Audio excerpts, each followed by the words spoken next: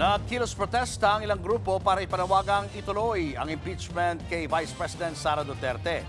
Nananawagan din silang dapat may managot sa pagtakas ni Senador Bato de la Rosa na kasalukuyang may ICC warrant of arrest. Live mula sa labas ng Senado sa Pasay, nasa frontline ng balitang yan si Ian Suyu. Ian, gaano kahigpit ngayon ang seguridad dyan?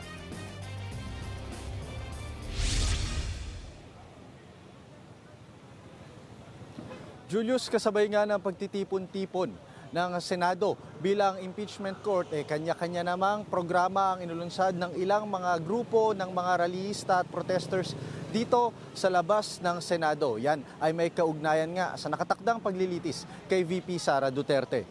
Ang grupong Philippine Alliance of Human Rights Activists or Advocates nagmarcha patungo rito sa Senate Gate kaninang umaga. Binatikos nila ang mga senador na ginagawa pa raw prioridad ang agawan ng kapangyarihan sa gitna ng napakaraming krisis na kinakaharap ng bansa. Nangangamba rin daw sila na baka maabsuelto si VP Sara sa impeachment trial.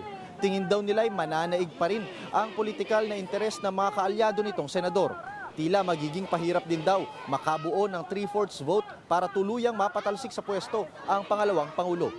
Ang militanteng grupong Bayan naman, kasama ang iba't ibang sektor sa isinagawa nilang programa ngayong hapon. Bukod sa impeachment, isa ring panawagan nila ang pagpapanagot sa mga nasa likod ng pagtakas ni Senator Bato de la Rosa sa Senado.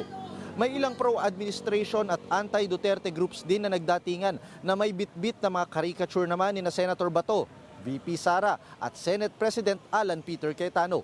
Pakinggan natin ang naging pahayag ng ilan sa mga nakiisa sa kilos protesta. Hindi naman ito mag-uusap sa tama at mali.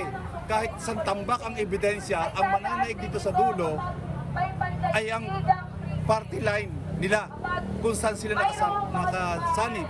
At ang karamihan sa senador ay naka-line sa mga Duterte.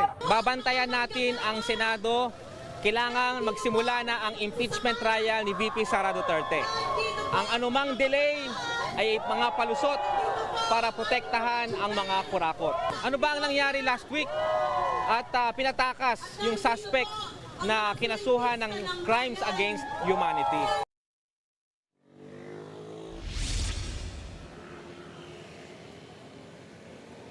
Bantay sarado naman ng mga pulis ang kahabaan ng Jokno Boulevard. Mahigit 800 pulis ang idineploy ng NCRPO para panatilihin ang seguridad at tiyaking hindi mauulit ang nangyaring gulo sa labas ng Senado noong nakaraang linggo.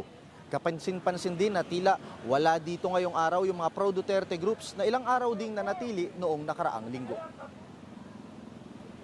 Julius, sa ngayon nga makikita ninyo sa likuran ko, nandito pa rin yung mga miyembro ng PNP as of kaninang umaga nga, nasa 800 daw na mga miyembro ng kapulisan ang itinalaga dito para sa security at panatilihing maayos itong paligid. Kaninang mga 5 o'clock, medyo lumakas yung ulan, kaya't yung ibang mga grupo na nagpoprotesta dito sa labas ng Senado ay nagsipag-alisan na. At ngayon nga ay tuluyan ang binuksan para sa mga sasakyan itong northbound ng Jokno Boulevard. Yan muna ang latest mula dito sa labas ng Senado. Julius? Maraming salamat, Ian Suyu. Mga kapatid, Julius Babaw po. Para sa komprehensibo at makabuluhang balitaan at talakayan, mag-follow at mag-subscribe na sa social media pages ng News 5.